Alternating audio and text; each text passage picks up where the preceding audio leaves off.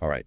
Today, we're diving into something pretty cool, especially for those of you leading sales and revenue teams. Oh, definitely. We're going to unpack the law of reciprocity. Mm-hmm. You know that feeling like when someone does you a favor and you just got to do something nice back for them? Right, like an urge almost. Yeah, exactly. It's powerful. Yeah, and we're going to figure out how we can use that basic human instinct to seriously boost your sales strategies. What do you think? I think it's fascinating how much this principle really is ingrained in us. It's Yeah. not just about being polite. It's Yeah. like a fundamental part of how we connect as people, as humans. I totally agree. But for those of us who haven't cracked open a social psychology textbook in a while, Yeah. let's break this down. What exactly is this law of reciprocity?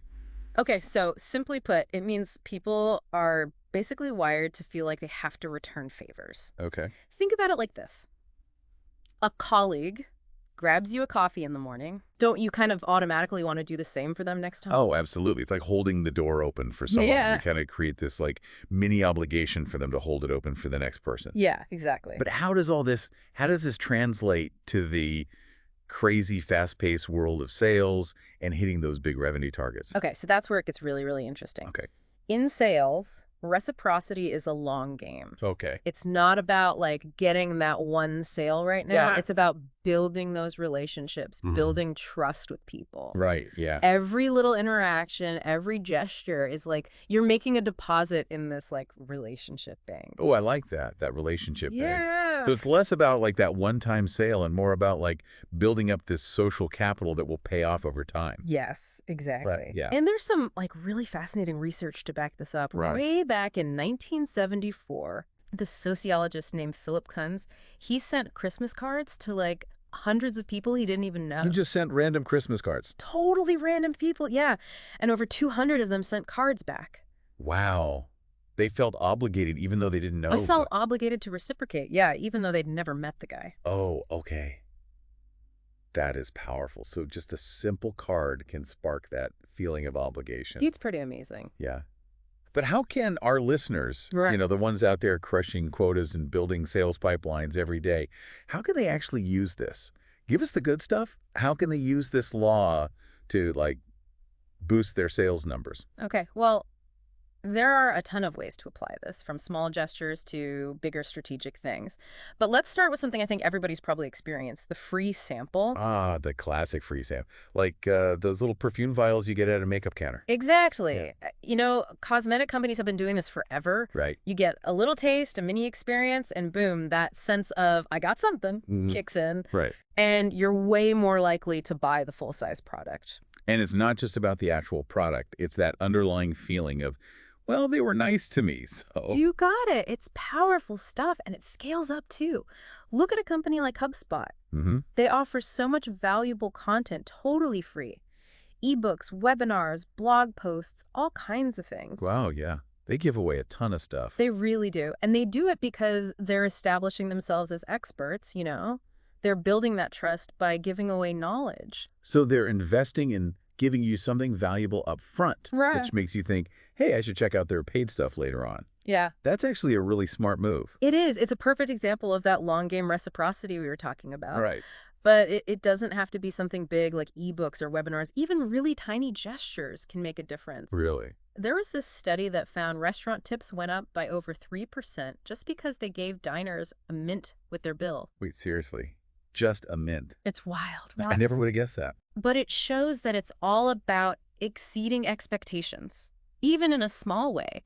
And that little act of, generosity, it can trigger this surprisingly strong reciprocity feeling. Wow, yeah. Think about Zappos. Mm-hmm. They're famous for incredible customer service. I mean, they've been known to send surprise gifts to loyal customers. Yeah, it's like they're saying, hey, we appreciate you. Right. And then the customer's like, well, I appreciate you too. Exactly. It's like this positive feedback loop, right? Exactly. And it doesn't have to be, big flashy gifts. Even little things like writing a thank you note by hand after someone buys something or yeah. checking in to see how they're doing.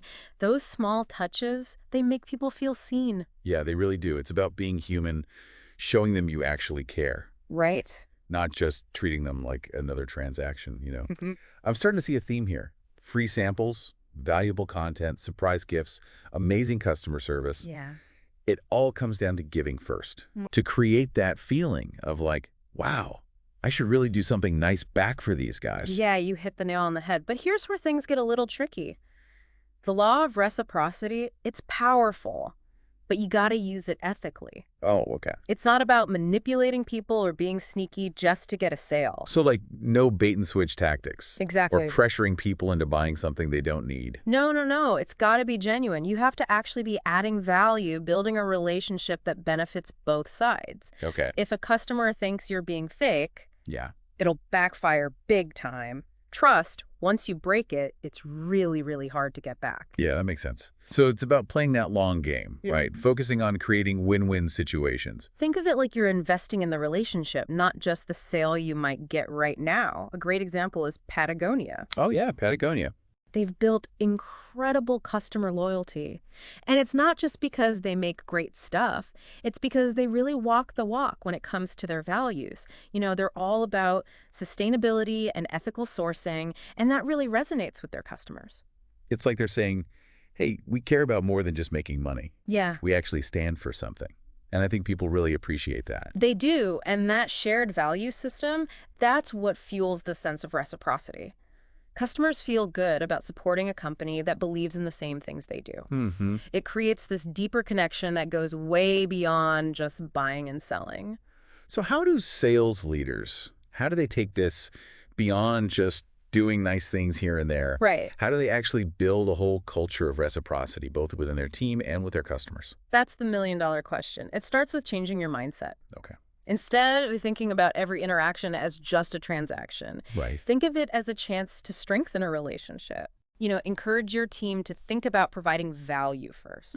What can they offer that genuinely helps the customer, even if it doesn't lead to an immediate sale? So instead of just going in for the hard sell, Yeah, they should be asking themselves, how can I make this a good experience for the other person? exactly. You want to empower your team to be problem solvers, trusted advisors, genuine partners in their customers' success. So it sounds like we're talking about a pretty big change in how we think about sales, right? Yeah. It's not just about closing deals. Right. It's about building these long-term relationships where everybody wins. Absolutely. And when you create that culture of reciprocity, it's contagious. Okay. Your team gets more engaged, customers become more loyal, Yeah. and it all comes back around to make a more positive, sustainable business. It's like that saying, a rising tide lifts all boats. Exactly. So for all you sales and revenue leaders out there, the big takeaway here is this. Okay. Shift your focus from transactions to relationships.